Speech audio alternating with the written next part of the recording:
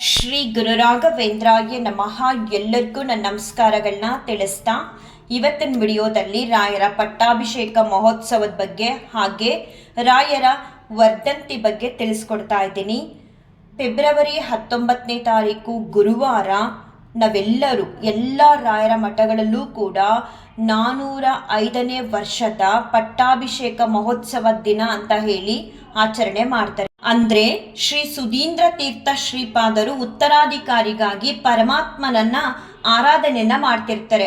ಹಾಗೆ ಭಗವಂತನ ಬಳಿ ಪರಿಪರಿಯಾಗಿ ಬೇಡ್ಕೊಳ್ತಿರ್ತಾರೆ. ಅಂತ ಸಮಯದಲ್ಲಿ ಭಗವಂತ ಶ್ರೀ ಸುಧೀಂದ್ರ ತೀರ್ಥ ಶ್ರೀಪಾದನ್ಗಳವರ ಕನ್ಸಲ್ ಬಂದು ಒಂದು ಸೂಚನೆಯನ್ನ ಕೊಡ್ತಾರೆ. ಏನಂತ ಅಂದ್ರೆ ಶ್ರೀ ವೆಂಕಟನಾಥಾಚಾರ್ಯರನ್ನ ಸನ್ಯಾಸಿಯನ್ನಾಗಿ ಮಾಡು, ಸನ್ಯಾಸ ದೀಕ್ಷೆನ ವೆಂಕಟನಾಥನಿಗೆ ಕೊಡು, ಎಲ್ಲ ಅರ್ಹತೆ ವೆಂಕಟನಾಥನಲ್ಲಿ ಇದೆ ಅಂತ ಹೇಳಿ ಭಗವಂತ ಸ್ವಪ್ನ ಸೂಚನೆಯನ್ನ ಕೊಡ್ತಾರೆ. ಅದೇ ರೀತಿ ಸ್ವಪ್ನ ಸೂಚನೆಯಲ್ಲಿ ಏನ್ ಹೇಳ್ತಾರೆ, ಹಾಗೆ ಭಗವಂತನ ಒಂದು ಒಪ್ಪಿಗೆ ಮೇರೆಗೆ ಕಡು ದಾರಿದ್ರ್ಯದಲ್ಲೇ ಕಷ್ಟದ ದಿನಗಳನ್ನು ಕಳೆಯುತ್ತಿರುವಂತಹ ವೆಂಕಟನಾಥಾಚಾರ್ಯರ ಬಳಿ ಅಂದ್ರೆ ರಾಘವೇಂದ್ರ ಸ್ವಾಮಿಯವರ ಬಳಿ ಒಂದು ದಿನ ಮಠದ ದ್ವಾರಪಾಲಕರು ಆಗಮಿಸಿ ಹೇಳ್ತಾರೆ, ಶ್ರೀಪಾದರ ಅಪ್ಪಣೆ ಆಗಿದೆ, ಗುರುಗಳ ಭೇಟಿ ಮಾಡಬೇಕು ನೀವು ಅಂತ ಹೇಳ್ತಾರೆ. ಆಗ ನಮ್ಮ ಗುರುಗಳು ಅಂದ್ರೆ ರಾಯರು ಶ್ರೀಪಾದರ ಬಳಿ ಹೋಗಿ ಕೇಳಿದಾಗ ಆಗ ಶ್ರೀ ಸುಧೀಂದ್ರ ತೀರ್ಥ ಶ್ರೀಪಾದರು ಹೇಳ್ತಾರೆ, ನೀನು ಈ ಮಠಕ್ಕೆ ಸನ್ಯಾಸತ್ವನ ಸ್ವೀಕಾರ ಮಾಡಿ ಈ ಮಠದ ಉತ್ತರಾಧಿಕಾರಿ ಆಗಬೇಕು ಅಂತ ತಿಳಿಸಿದಾಗ ರಾಘವೇಂದ್ರ ಸ್ವಾಮಿಯವರು ಹೇಳ್ತಾರೆ, ಗುರುಗಳೇ, ಶ್ರೇಷ್ಠವಾದ ಸನ್ಯಾಸವೆಲ್ಲಿ, ಅಲ್ಪರಾದ ನಾವೆಲ್ಲಿ, ಪರಮೋತ್ಕೃಷ್ಟವಾದ ವಿದ್ಯಾ ಸಾಮ್ರಾಜ್ಯವೆಲ್ಲಿ, ತೃಣಪ್ರಾಯನಾದ ನಾನೆಲ್ಲಿ, ತಮ್ಮ ವಿದ್ಯೆ ಪರಾಕಷ್ಟೆಯಲ್ಲಿ, ಅತ್ಯಲ್ಪನಾದ ನನ್ನ ವಿದ್ಯೆಯಲ್ಲಿ, ಸನ್ಯಾಸಕ್ಕೂ ವೇದಾಂತ ಸಾಮ್ರಾಜ್ಯಕ್ಕೂ ತಮಗೂ ನನಗೂ ಯಾವುದೇ ರೀತಿ ಹೊಂದಾಣಿಕೆ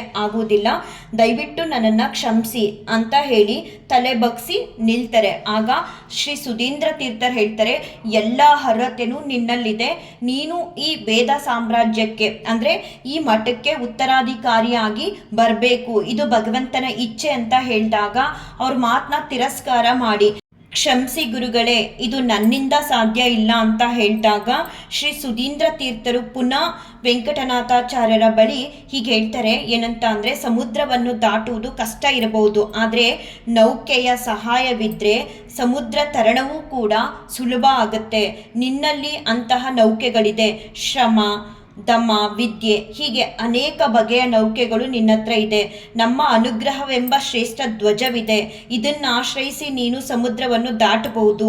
ಈ ರೀತಿಯೆಲ್ಲ ಚಿಂತೆ ಮಾಡದೆ ಸನ್ಯಾಸಾಶ್ರಮವನ್ನು ಸ್ವೀಕರಿಸಿ ಶ್ರೀ ಮಧ್ವಾಚಾರ್ಯರ ವಿದ್ಯಾ ಸಾಮ್ರಾಜ್ಯ ಪರಿಪಾಲನೆ ಮಾಡುವುದು ನಿಮ್ಮ ಕರ್ತವ್ಯ ಆಗಿದೆ ಅಂತ ಹೇಳಿ ಮತ್ತೆ ಶ್ರೀಪಾದರು ಗುರುಗಳ ಬಳಿ ಹೇಳ್ತಾರೆ. ಆಗ ಗುರುಗಳು ಹೇಳ್ತಾರೆ, ನನ್ನಿಂದ ಸಾಧ್ಯ ಇಲ್ಲ, ಚಿಕ್ಕ ವಯಸ್ಸಿನ ಹೆಂಡತಿ ಇದ್ದಾರೆ, ಮತ್ತೆ ಒಂದು ಮಗು ಕೂಡ ಇದೆ, ಅವ್ರನ್ನೆಲ್ಲ ಹೇಗೆ ನಾನು ದೂರ ಮಾಡಿ ಸನ್ಯಾಸತ್ವನ ಸ್ವೀಕಾರ ಮಾಡೋದು, ನನ್ನಿಂದ ಸಾಧ್ಯನೇ ಇಲ್ಲ, ಕ್ಷಮಿಸಿ, ಇನ್ನೊಮ್ಮೆ ನನ್ನನ್ನು ಕ್ಷಮಿಸಿ ಅಂತ ಹೇಳಿ ಮಠದಿಂದ ಹೊರಗಡೆ ಬಂದ್ಬಿಡ್ತಾರೆ ರಾಯರು.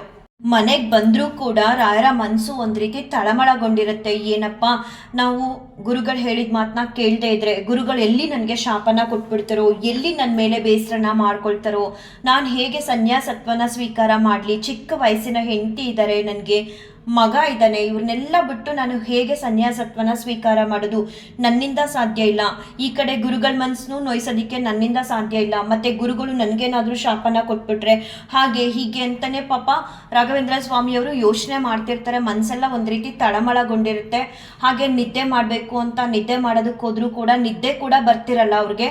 ಹೀಗೆ ಯೋಚನೆ ಮಾಡ್ತಿರ್ಬೇಕಾದ್ರೆ ಒಂದು ಸ್ವಲ್ಪ ಬೆಳಗಿನ ಜಾವ ಅಂತ ಹೇಳ್ತಾರಲ್ಲ, ಆ ಸಮಯದಲ್ಲಿ ಒಂದು ಸ್ವಪ್ನ ಆಗುತ್ತೆ. ಅದರಲ್ಲಿ ಒಬ್ರು ದೇವತೆ ಅಂದ್ರೆ ಸರಸ್ವತಿ ದೇವಿ ಬಂದ್ಬಿಟ್ಟು ಹೇಳ್ತಾರೆ, ನನ್ನ ವಿದ್ಯಾ ಸಾಮ್ರಾಜ್ಯಕ್ಕೆ ನೀನು ಅಧಿಪತಿಯಾಗಿ ಬರಬೇಕು, ನನ್ನನ್ನ ನೀನು ಮೆರೆಸ್ಬೇಕು ಅಂತ ಎಲ್ಲ ಸ್ವಪ್ನ ಸೂಚನೆನ ಅಂದ್ರೆ ಸ್ವಪ್ನದಲ್ಲಿ ಸರಸ್ವತಿ ದೇವಿ ಹೇಳಿದ ಮೇಲೆ ರಾಘವೇಂದ್ರ ಸ್ವಾಮಿಯವರು ಮಾನಸಿಕವಾಗಿ ಸಿದ್ಧರಾಗ್ತಾರೆ. ಗುರುಗಳ ಮಾತು ಪುನಃ ಪುನಃ ನೆನಪಾಗ್ತಿರುತ್ತೆ. ಹಾಗೆ ಸರಸ್ವತಿ ದೇವಿಯ ಸ್ವಪ್ನ ಸೂಚನೆ ಕೂಡ ಅವರಿಗೆ ಮನದಟ್ಟಾಗುತ್ತೆ. ಅಂತೂ ನಮ್ಮ ರಾಘವೇಂದ್ರ ಸ್ವಾಮಿಯವರು ಗಟ್ಟಿಯಾದ ಮನ್ಸು ಮಾಡಿ ನಮ್ಮೆಲ್ಲರ ಉದ್ಧಾರಕ್ಕೋಸ್ಕರ ಅವತ್ತು ನಿರ್ಧಾರನ ಮಾಡ್ತಾರೆ, ಸನ್ಯಾಸತ್ವನ ಸ್ವೀಕಾರ ಮಾಡಬೇಕು ಅಂತ ಹೇಳಿ ತಮ್ಮ ಮಗ ಮತ್ತು ತಮ್ಮ ಹೆಂಡತಿನ ತಮ್ಮಿಂದ ದೂರ ಮಾಡಿಕೊಂಡು ಇಡೀ ಕುಟುಂಬದಿಂದ ದೂರ ಆಗಿ ಸನ್ಯಾಸತ್ವನ ಸ್ವೀಕಾರ ಮಾಡ್ತೀನಿ ಅನ್ನೋ ನಿರ್ಧಾರನ ತಗೊಳ್ತಾರೆ. ತಗೊಂಡ್ಮೇಲೆ ತಮ್ಮ ಮಗನಿಗೆ ಉಪನಯನನ ಮಾಡಿಸ್ತಾರೆ. ಎಲ್ಲ ರೀತಿ ಸಿದ್ಧತೆಗಳು ಆದ ಮೇಲೆ ಏನ್ ಮಾಡ್ತಾರೆ, ಶ್ರೀ ರಾಘವೇಂದ್ರ ಸ್ವಾಮಿಯವರು ಶ್ರೀ ಸುಧೀಂದ್ರ ತೀರ್ಥ ಶ್ರೀಪಾದರ ಬಳಿ ಬಂದ್ಬಿಟ್ಟು ನಾನು ಸನ್ಯಾಸತ್ವನ ಸ್ವೀಕಾರ ಮಾಡೋದಕ್ಕೆ ಸಿದ್ಧನಾಗಿದ್ದೀನಿ ಅಂತ ಹೇಳ್ತಾರೆ. ಯಾರಿಗೆಲ್ಲ ಇನ್ನೂ ರಾಘವೇಂದ್ರ ಸ್ವಾಮಿಯವರ ಚರಿತ್ರೆ ಪುಸ್ತಕನ ಓದೋಕ್ಕಾಗಿಲ್ವೋ ಅಂಥವರು ಓದುವಂತಹ ಪ್ರಯತ್ನನ ಮಾಡಿ. ಅದರಲ್ಲಿ ಸರಸ್ವತಿ ದೇವಿ ರಾಘವೇಂದ್ರ ಸ್ವಾಮಿಯವರ ಕನಸಲ್ಲಿ ಬಂದು ಇನ್ನೂ ತುಂಬ ಚೆನ್ನಾಗಿ ಅವರು ಅರ್ಥ ಮಾಡಿಸ್ತಾರೆ. ಏನಕ್ಕೋಸ್ಕರ ನೀನು ಸನ್ಯಾಸತ್ವನ ನೀವೇ ಸ್ವೀಕಾರ ಮಾಡಬೇಕು ಅನ್ನೋದನ್ನು ತುಂಬಾ ಚೆನ್ನಾಗಿ ವರ್ಣನೆ ಮಾಡಿದ್ದಾರೆ. ಅದರಲ್ಲಿ ಯಾರಿಗೆಲ್ಲ ಓದೋ ಮನಸ್ಸಿದೆ, 1 ಸಲ ಅಲ್ಲ, 4 ಸಲ ಅಲ್ಲ, 5 ಸಲನಾದರೂ ಸರಿ ರಾಘವೇಂದ್ರ ಸ್ವಾಮಿಯವರ ಚರಿತ್ರೆ ಪುಸ್ತಕನ ಓದೋದ್ರಿಂದ ನೀವು ರಾಘವೇಂದ್ರ ಸ್ವಾಮಿಯವ್ರಿಗೂ ಕೂಡ ತುಂಬಾ ಹತ್ತಿರ ಆಗ್ತೀರಾ, ಅವ್ರ ಬಗ್ಗೆ ಹೆಚ್ಚಾಗಿ ತಿಳ್ಕೊಳ್ತೀರಾ. ನಾನು ಅಂದ್ಕೊಳ್ತೀನಿ ಮನಸ್ಸಲ್ಲಿ ರಾಘವೇಂದ್ರ ಸ್ವಾಮಿಯವ್ರಿಗೆ ಸಂಬಂಧಪಟ್ಟಂತಹ ಒಂದಷ್ಟು ಬುಕ್ಗಳನ್ನ ತಗೊಂಡು ಓದಬೇಕು ಅಂತ. ಅದೇನೋ ಕಾಲ ಕೂಡ ಬಂದಿಲ್ಲ. ಏನಾದರೂ ಓದಬೇಕು ಅಂತ ಅನ್ನಿಸ್ದಾಗ ಮತ್ತೆ ಎಷ್ಟೋ ಬಾರಿ ಓದಿದ್ದೀನಿ ರಾಯರ ಚರಿತ್ರೆ ಪುಸ್ತಕನ. ಅದು ಓದಿದಾಗ ಒಂದು ರೀತಿ ಮನಸ್ಸಿಗೆ ಸಮಾಧಾನ ಆಗುತ್ತೆ. ತುಂಬ ಚೆನ್ನಾಗಿ ವರ್ಣನೆ ಮಾಡಿದ್ದಾರೆ. ಅದರಲ್ಲಿ ಸರಸ್ವತಿ ದೇವಿ ಕನ್ಸಲಿ ರಾಘವೇಂದ್ರ ಸ್ವಾಮಿ ಅವ್ರನ್ನ ಯಾವ ರೀತಿ ಕನ್ವೆ ಮಾಡ್ತಾರೆ, ಯಾವುದಕ್ಕೋಸ್ಕರ ನೀನು ಸನ್ಯಾಸತ್ವನ ನೀವೇ ಸ್ವೀಕಾರ ಮಾಡಬೇಕು ಅನ್ನೋದನ್ನ ಅಷ್ಟು ಸ್ಪಷ್ಟವಾಗಿ ತಿಳಿಯಾಗಿ ಅವ್ರಿಗೆ ಹೇಳ್ತಾರೆ. ಅದಾದ ಮೇಲೆನೆ ನಮ್ಮ ರಾಘವೇಂದ್ರ ಸ್ವಾಮಿಯವರು ಸನ್ಯಾಸತ್ವ ದೀಕ್ಷೆನ ತಗೊಳ್ಳೋದಿಕ್ಕೆ ಒಪ್ಕೊಳ್ತಾರೆ. ಸರ್ವಸಂಗ ಪರಿತ್ಯಾಗ ಮಾಡಿ ಸನ್ಯಾಸಕ್ಕೆ ಹೊರಟ ಧೀರ ವೆಂಕಟನಾಥಾಚಾರ್ಯರು ನಿಜವಾಗ್ಲೂ ಅವತ್ತು ರಾಘವೇಂದ್ರ ಸ್ವಾಮಿಯವರು ಗಟ್ಟಿ ಮನ್ಸು ಮಾಡಿ ನಾನು ಸನ್ಯಾಸತ್ವ ದೀಕ್ಷೆನ ಪಡ್ಕೊಳ್ತೀನಿ ಅಂತ ಹೇಳಿ ಪಡ್ಕೊಳ್ದೇ ಇದ್ದಿದ್ರೆ ಇವತ್ತು ನಮ್ಮೆಲ್ಲ ಕಷ್ಟ ಕಾರ್ಪಣ್ಯಗಳನ್ನ ನಾವು ಹೇಳ್ಕೊಳ್ಳೋದಿಕ್ಕೆ ನಮಗೆ ಗುರುಗಳಾಗಿ ಅವರು ಸಿಗ್ತಿರ್ಲಿಲ್ಲ. ಅವತ್ತು ಅವರು ಮನ್ಸು ಮಾಡಿ ಸನ್ಯಾಸತ್ವ ದೀಕ್ಷೆನ ಸ್ವೀಕಾರ ಮಾಡಿದ್ದಕ್ಕೆ ಇವತ್ತು ನಮ್ಮೆಲ್ಲರನ್ನೂ ಕೂಡ ಉದ್ಧಾರ ಮಾಡ್ತಿದ್ದಾರೆ. ಯಾವ ಭೇದ ಭಾವ ತಾರತಮ್ಯ ಇಲ್ಲದೆ ಯಾರು ಕರೆದ್ರು ಯಾವಾಗ ಕರೆದ್ರು ಅವ್ರ ಕಷ್ಟಗಳಿಗೆ ಹೋಗಿ ಸ್ಪಂದಿಸ್ತಾರೆ, ಅವ್ರನ್ನ ಕಷ್ಟಗಳಿಂದ ಪಾರು ಮಾಡ್ತಾರೆ, ಅವ್ರ ಇಷ್ಟಾರ್ಥಗಳನ್ನ ಕರುಣಿಸ್ತಿದ್ದಾರೆ. ಇಂತಹ ಗುರುಗಳನ್ನ ಪಡೆದಿರೋ ನಾವು ಎಷ್ಟು ಪುಣ್ಯವಂತರು ಅಂತ ಒಮ್ಮೆ ಯೋಚನೆ ಮಾಡಿ. ಏನೋ ಗೊತ್ತಿಲ್ಲ, ರಾಯರ ಬಗ್ಗೆ ಹೇಳ್ತಾ ಇರಬೇಕಾದ್ರೆ ತುಂಬ ಖುಷಿಯಾಗುತ್ತೆ. ಮತ್ತು ನನಗೆ ರಾಯರಂದರೆ ತುಂಬ ಇಷ್ಟ. ಈ ಪೋರ್ಷನ್ ಓದುವಾಗೆಲ್ಲ ನನಗೆ ರಾಯರ ಚರಿತ್ರೆಯಲ್ಲಿ ಅದೇನೋ ಗೊತ್ತಿಲ್ಲ, ರಾಯರು ನನಗೇನು ಕೊಡದೇ ಇರಲಿ, ಅವ್ರನ್ನ ನಾನು ಚೆನ್ನಾಗಿ ನೋಡ್ಕೋಬೇಕು. ಗೊತ್ತಿಲ್ಲ ನಾನು ಯಾರು ನೋಡ್ಕೊಳ್ಳೋಕ್ಕೆ ಅವ್ರನ್ನ. ಆದರೂ ನನಗನ್ಸುತ್ತೆ ಅವ್ರನ್ನ ಬೆಳಿಗ್ಗೆ ಸಂಜೆ ಮಧ್ಯಾಹ್ನ ಅವ್ರಿಗೆ ಸ್ವಲ್ಪ ನೈವೇದ್ಯ ಕೊಟ್ಟು ದೀಪ ಹಚ್ಚಿ ನನ್ನ ಕೈಲಿ ಎಷ್ಟು ಸಾಧ್ಯ ಅವ್ರನ್ನ ಪ್ರೀತ್ಯರ್ಥರನ್ನಾಗಿ ಮಾಡೋದಕ್ಕೆ ಅಷ್ಟು ಮಾಡಲೇಬೇಕು. ರಾಯರು ನನಗೇನು ಕೊಡದೇ ಇರಲಿ, ಅವ್ರ ಸೇವೆ ನಾನು ಮಾಡಬೇಕು ಅನ್ನೋ ಮನಸ್ಸು ಯಾವಾಗಲೂ ಕೂಡ ಬರುತ್ತೆ ನನಗೆ. ಅದರಲ್ಲೂ ರಾಯರ ಚರಿತ್ರೆ ಪುಸ್ತಕ ಓದಾಗ ನನಗೆ ರಾಯರ ಮೇಲೆ ವಿಪರೀತವಾದಂಥ ಒಂದು ಪ್ರೀತಿ ಅನ್ನೋದು ತುಂಬಾ ನನ್ನೊಳಗಡೆ ಹೆಚ್ಚಾಗುತ್ತೆ. ನಾನು ಪ್ರತಿಯೊಬ್ಬರಿಗೂ ಹೇಳ್ತೀನಿ, ರಾಯರ ಬಗ್ಗೆ ಹೆಚ್ಚಾಗಿ ತಿಳ್ಕೋಬೇಕು ಅಂತ ಅಂದರೆ, ರಾಯರಿಗೆ ನೀವು ಹೆಚ್ಚು ಹತ್ರ ಆಗಬೇಕು ಅಂತ ಅಂದರೆ ರಾಯರ ಚರಿತ್ರೆ ಪುಸ್ತಕನ ಓದಿ. ಇದಾದ ಮೇಲೆ ರಾಯರು ಕುಂಭಕೋಣಂಗೆ ಹೋಗ್ತಾರೆ. ಕುಂಭಕೋಣಂಗೆ ಹೋದಾಗ ಸನ್ಯಾಸತ್ವ ದೀಕ್ಷೆನ ಪಡ್ಕೊಳ್ಳೋದಿಕ್ಕೆ ಅಂತ ಹೇಳಿ ಆಗ ಶ್ರೀಪಾದರು ಯೋಚನೆ ಮಾಡ್ತಾರೆ, ಈ ಕುಂಭಕೋಣಂಗೆ ಅಂದರೆ ಈ ಕುಂಭಕೋಣಮಲ್ಲಿ ನಾವು ಸನ್ಯಾಸತ್ವ ದೀಕ್ಷೆನ ಕೊಟ್ಬಿಟ್ರೆ ಅವ್ರ ಹೆಂಡತಿ ಏನಾದರೂ ಬರ್ತಾರೆ, ಆ ಸನ್ಯಾಸತ್ವ ದೀಕ್ಷೆನ ತಗೊಳ್ಳೋ ಸಮಯದಲ್ಲಿ ಅವ್ರ ಹೆಂಡತಿನ ನೋಡಬಾರ್ದು, ಅಥವಾ ತಗೊಂಡ ಮೇಲೂ ಕೂಡ ಅವ್ರ ಹೆಂಡತಿನ ನೋಡಬಾರ್ದು ರಾಯರು. ಸೊ ಏನು ಮಾಡ್ತಾರೆ, ಈ ರೀತಿ ಎಲ್ಲ ಆಗಬಾರ್ದು, ಸನ್ಯಾಸತ್ವ ದೀಕ್ಷೆ ತಗೊಳ್ಳೋದನ್ನ ನೋಡೋಕ್ಕಾಗದೆ ಅವ್ರ ಹೆಂಡತಿ ಏನಾದರೂ ಆತ್ಮಹತ್ಯೆನ ಮಾಡ್ಕೊಬಿಟ್ರೆ ಬಂದು ಕುಂಭಕೋಣಮಲ್ಲಿ ಅಂತ ಹೇಳ್ಬಿಟ್ಟು, ಅಂದರೆ ಈ ಸನ್ಯಾಸತ್ವ ದೀಕ್ಷೆನ ತಗೊಳ್ಳೋಂತಹ ಪ್ಲೇಸಿಗೆ ಬಂದ್ಬಿಟ್ಟು ಅಂತ ಎಲ್ಲ ಯೋಚನೆ ಮಾಡಿ ಅವರು ತಾಂಜಾವೂರ್ಗೆ ಶಿಫ್ಟ್ ಆಗ್ತಾರೆ. ತಾಂಜಾವೂರಲ್ಲಿ ಹೋಗ್ಬಿಟ್ಟು ಸನ್ಯಾಸತ್ವ ದೀಕ್ಷೆನ ಕೊಡೋಣ ರಾಘವೇಂದ್ರ ಸ್ವಾಮಿ ಅವರಿಗೆ ಅಂತ ಹೇಳಿ ನಿರ್ಧಾರನ ಮಾಡಿ ತಾಂಜಾವೂರಲ್ಲಿ ರಾಘವೇಂದ್ರ ಸ್ವಾಮಿ ಅವರಿಗೆ ಪಟ್ಟಾಭಿಷೇಕನ ಮಾಡ್ತಾರೆ. ಯಾವ ರೀತಿ ಎಲ್ಲ ಏರ್ಪಾಟು ಮಾಡಿದ್ರು ರಾಘವೇಂದ್ರ ಸ್ವಾಮಿಯವರ ಪಟ್ಟಾಭಿಷೇಕ ಮಾಡೋದಿಕ್ಕೆ, ಹೇಗೆಲ್ಲ ರಾಘವೇಂದ್ರ ಸ್ವಾಮಿಯವರಿಗೆ ಪಟ್ಟಾಭಿಷೇಕನ ಮಾಡಿದ್ರು ಅನ್ನೋದನ್ನ ರಾಘವೇಂದ್ರ ಸ್ವಾಮಿಯವರ ಚರಿತ್ರೆ ಪುಸ್ತಕದಲ್ಲಿ ಸಂಪೂರ್ಣವಾಗಿ ಕೊಟ್ಟಿದ್ದಾರೆ. ಇದ್ರ ಬಗ್ಗೆ ತಿಳ್ಕೋಬೇಕು ಅನ್ನೋರು ಅವಾಗಲೇ ಹೇಳ್ದಾಗೆ ರಾಯರ ಚರಿತ್ರೆ ಪುಸ್ತಕನ ಓದಿ. ಶಾಲಿವಾಹನ ಶಕ 543ನೇ ದುರ್ಮತಿ ನಾಮ ಸಂವತ್ಸರ ಪಾಲ್ಗುಣ ಮಾಸದ ಶುಕ್ಲ ಪಕ್ಷದ ದ್ವಿತೀಯ ದಿವಸದ ಪರ್ವಕಾಲದಲ್ಲಿ ಕ್ರಿಸ್ತಶಕ 1621ರಲ್ಲಿ ಶ್ರೀ ರಾಘವೇಂದ್ರ ತೀರ್ಥ ಗುರುಸಾರ್ವಭೌಮರನ್ನು ಶ್ರೀ ಮಧ್ವಾಚಾರ್ಯರ ವೇದಾಂತ ವಿದ್ಯಾ ಸಾಮ್ರಾಜ್ಯದ ಚಕ್ರವರ್ತಿಗಳನ್ನಾಗಿ ಮಾಡಿ ಶ್ರೀ ಸುಧೀಂದ್ರ ತೀರ್ಥರು ಕೃತಕೃತ್ಯರಾದರು ಮತ್ತು ಸನ್ಯಾಸ ದೀಕ್ಷೆಯನ್ನು ಕೊಟ್ಟು ಮಹಾಸಂಸ್ಥಾನದ ಸಂಪೂರ್ಣ ಜವಾಬ್ದಾರಿಯನ್ನು ನೀಡಿ ನಿರಂತರವಾಗಿ ತತ್ವಜ್ಞಾನದ ಸಂರಕ್ಷಣೆಯನ್ನು ಮಾಡಲು ಅಪ್ಪಣೆ ಮಾಡಿದರು. ಶ್ರೀ ರಾಘವೇಂದ್ರ ತೀರ್ಥ ಗುರುವರ್ಯರು ಗುರುಗಳ ಆಜ್ಞೆಯನ್ನು ಶಿರಸಾವಹಿಸಿದರು. ಹಾಗಾಗಿ ಫೆಬ್ರವರಿ 19ನೇ ತಾರೀಕು ರಾಯರ ಪಟ್ಟಾಭಿಷೇಕ ಮಹೋತ್ಸವ ದಿನ ಅಂತ ಹೇಳಿ ಎಲ್ಲರ ಮನೆಗಳಲ್ಲೂ ಮತ್ತು ಎಲ್ಲ ರಾಯರ ಮಠಗಳಲ್ಲೂ ಕೂಡ ಆಚರಣೆ ಮಾಡ್ತಾರೆ. ಯಥಾಶಕ್ತಿ ನಿಮ್ಮ ಮನೆಗಳಲ್ಲಿ ಆ ದಿನನ ಆಚರಣೆ ಮಾಡೋದಕ್ಕಾದರೆ ಮಾಡ್ಬೋದು, ಇಲ್ಲ ರಾಘವೇಂದ್ರ ಸ್ವಾಮಿಯವರ ಮಠಗಳಿಗೆ ಹೋದರೆ ಅಲ್ಲಿ ಕನಕಾಭಿಷೇಕ ಅನ್ನೋ ಒಂದು ಸೇವೆ ಇರುತ್ತೆ, ಅನ್ನ ಸಂತರ್ಪಣೆ ಸೇವೆ ಇರುತ್ತೆ, ಹೀಗೆ ಹಲವಾರು ಸೇವೆಗಳಿರುತ್ತೆ. ಅದರಲ್ಲಿ ನೀವು ಕೂಡ ಯಾವುದಾದ್ರೂ ಒಂದು ಸೇವೆಗೆ ನಿಮ್ಮ ಕೈಲಿ ಸಾಧ್ಯ ಆದರೆ ಭಾಗಿಯಾಗ್ಬೋದು. ಇಲ್ಲಪ್ಪ ನಮ್ಮ ಕೈಲಿ ಅಷ್ಟು ದುಡ್ಡು ಕೊಟ್ಟು ಕನಕಾಭಿಷೇಕ ಸೇವೆಗಾಗಲಿ ಅಥವಾ ಬೇರೆ ಯಾವುದೇ ಸೇವೆಗಳಾಗಲಿ ಮಾಡಿಸೋದಕ್ಕೆ ಸಾಧ್ಯ ಇಲ್ಲ, ಅಷ್ಟು ಶಕ್ತಿ ನಮಗೆ ಇನ್ನೂ ರಾಯರು ಕೊಟ್ಟಿಲ್ಲ ಅಂದರೆ ಅಟ್ಲೀಸ್ಟ್ ನೀವು ಅವತ್ತೊಂದು ದಿನ ರಾಯರ ಮಠಕ್ಕೆ ಹೋಗಿ ರಾಯರ ದರ್ಶನನ ಪಡ್ಕೊಂಡು, ರಾಯರಿಗೆ ತುಂಬಾ ಇಷ್ಟ, ನಿಮ್ಮ ಶಕ್ತಿ ಎಷ್ಟಿದೆ ಅಂತ ರಾಘವೇಂದ್ರ ಸ್ವಾಮಿಯವ್ರಿಗೆ ಗೊತ್ತಿರುತ್ತೆ. ಕೊಡಲಿಲ್ಲ ಅಂತ ನೀವೇನು ಬೇಸರ ಪಡ್ಕೋಬೇಡಿ, ಯಾವುದೇ ಸೇವೆ ಮಾಡಿಸೋದಕ್ಕಾಗಲಿಲ್ಲ ಅಂತ ನೊಂದ್ಕೊಳ್ಳೋದಕ್ಕೆ ಹೋಗ್ಬೇಡಿ.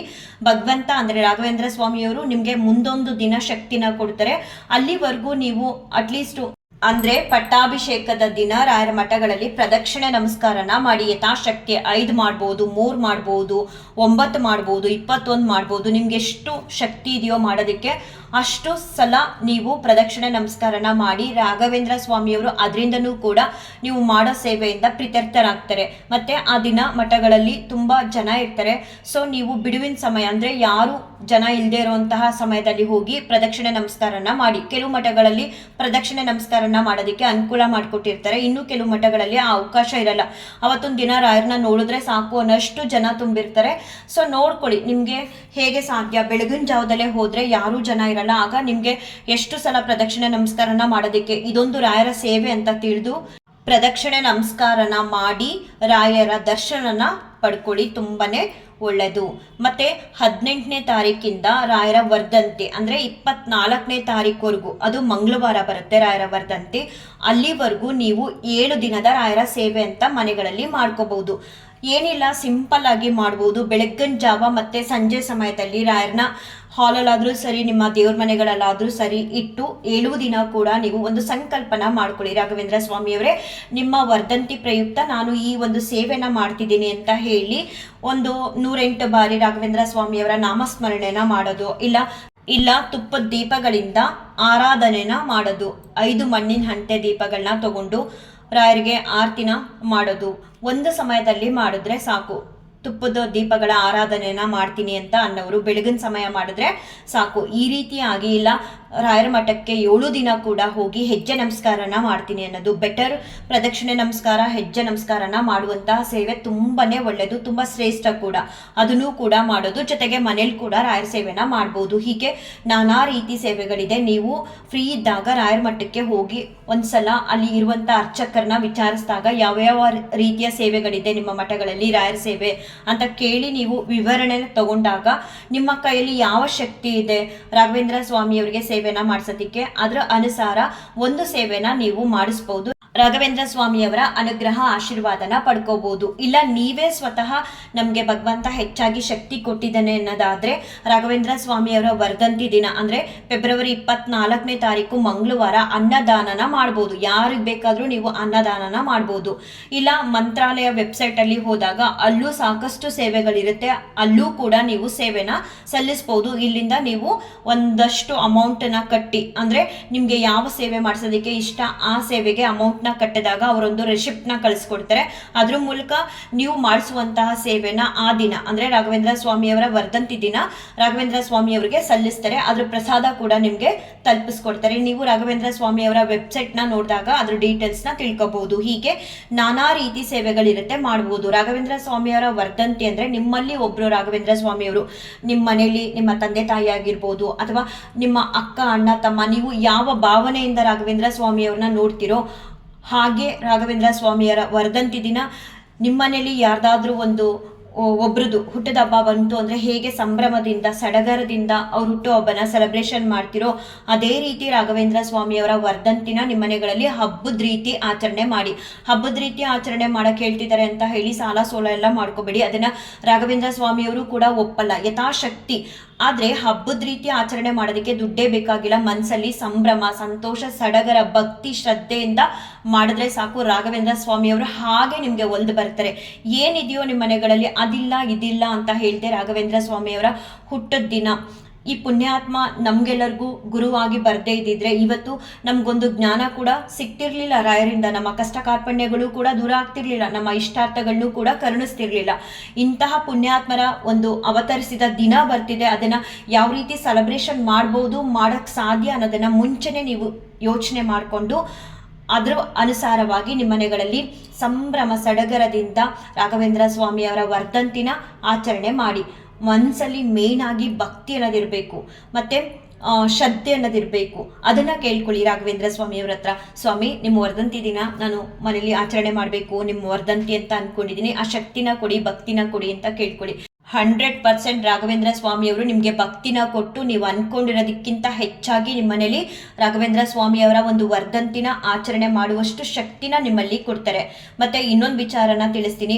ಈಗ ರಾಘವೇಂದ್ರ ಸ್ವಾಮಿಯವರ ವರ್ಧಂತಿ ಬರ್ತಿದೆ ಅಂತ ಕೆಲವರು, ಎಲ್ಲರೂ ಅಂತ ಹೇಳಲ್ಲ, ಒಂದಷ್ಟು ಫಂಡನ್ನ ಕಲೆಕ್ಟ್ ಮಾಡ್ತಾರೆ. ಅಲ್ಲೆಲ್ಲ ನಿಮ್ಮ ದುಡ್ಡನ್ನ ಕೊಟ್ಟು ವೇಸ್ಟ್ ಮಾಡ್ಕೊಳ್ಳೋದಕ್ಕೆ ಹೋಗ್ಬೇಡಿ, ಕಳ್ಕೊಳ್ಳೋದಕ್ಕೆ ಹೋಗ್ಬೇಡಿ. ಅದ್ರ ಬದಲಾಗಿ ನೀವೇ ಸ್ವತಃ 100 ರೂಪೀಸ್ ಇದೆಯಾ, ಅದರಲ್ಲಿ ಏನು ಸೇವೆನ ಮಾಡ್ಬೋದು ರಾಯರಿಗೆ, ಅಥವಾ ಈ 100 ರೂಪೀಸ್ನ ಯಾರಿಗೆ ದಾನ ಮಾಡ್ಬೋದು ಅಂತ ನಿಮ್ಮ ಸುತ್ತಮುತ್ತ, ನಿಮ್ಮ ಪರಿಸರ ಸುತ್ತಮುತ್ತ ಯಾರೆಲ್ಲ ಬಡವರಿದ್ದಾರೆ ಅಥವಾ ಓದುವಂತಹ ಮಕ್ಕಳಿದ್ದಾರೆ ಅಂಥವ್ರಿಗೆ ನಿಮ್ಮ ಹತ್ರ 100 ರೂಪೀಸ್ ಇದ್ದರೆ ಅದನ್ನೇ ದಾನವಾಗಿ ಏನು ತಗೊಳ್ಬೋದು ಅದನ್ನು ತಗೊಳ್ಳಿ. ರಾಘವೇಂದ್ರ ಸ್ವಾಮಿಯವರ ಹೆಸರು ಹೇಳಿ, ಅದೂ ಕೂಡ ರಾಘವೇಂದ್ರ ಸ್ವಾಮಿಯವ್ರಿಗೆ ತಲುಪುತ್ತೆ. ಮತ್ತು ಹೀಗೆ ಮಾಡಬಾರ್ದು, ಪೂಜೆನ ಹೀಗೆ ಮಾಡಿ, ಹೀಗೆ ಮಾಡಿಬಿಟ್ರೆ ರಾಘವೇಂದ್ರ ಸ್ವಾಮಿಯವರು ನಿಮಗೆ ಶಾಪನ ಕೊಟ್ಬಿಡ್ತಾರೆ ಅಥವಾ ನೀವು ದೋಷನ ಸುತ್ತಕೊಳ್ತೀರಾ ಅನ್ನೋದೆಲ್ಲ ಶುದ್ಧ ಸುಳ್ಳು.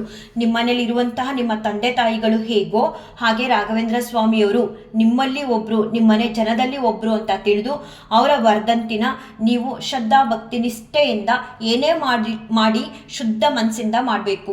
2 ತುಪ್ಪದ ದೀಪನ ಹಚ್ಚಿದ್ರೂ ಪರವಾಗಿಲ್ಲ, ರಾಘವೇಂದ್ರ ಸ್ವಾಮಿಯವರಿಗೆ ಅದೂ ಕೂಡ ಹೋಗಿ ಮುಟ್ಟುತ್ತೆ.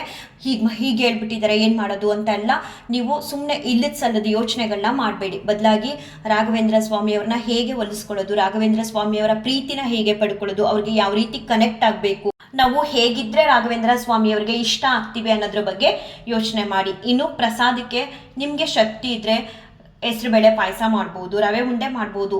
ಏನು ಗೊತ್ತಾ, ಇದು ಮಾಡ್ಬೋದು, ಇದು ಮಾಡಬಾರ್ದು ಅನ್ನೋದಕ್ಕಿಂತ ಹೆಚ್ಚಾಗಿ ಇದಂತೂ ತಿಳ್ಕೊಳ್ಳಿ, ನೀವು ರಾಘವೇಂದ್ರ ಸ್ವಾಮಿಯವ್ರ ಮುಂದೆ ಕೂತ್ಕೊಂಡು, ಸ್ವಾಮಿ ನಿಮ್ಮ ವರ್ಧಂತಿ ಇದೆ, ನನಗೆ ಏನು ಪ್ರಸಾದ ಮಾಡಬೇಕು ನಿಮಗೆ ನೈವೇದ್ಯಕ್ಕೆ ಅನ್ನೋದು ತಿಳಿತಿಲ್ಲ, ನಿಮ್ಗೆ ಏನು ಇಷ್ಟ ಹೇಳಿ ಸ್ವಾಮಿ, ನಾನು ಮಾಡಿಕೊಡ್ತೀನಿ ಅಂತ ಒಮ್ಮೆ ಕೇಳಿ ನೋಡಿ.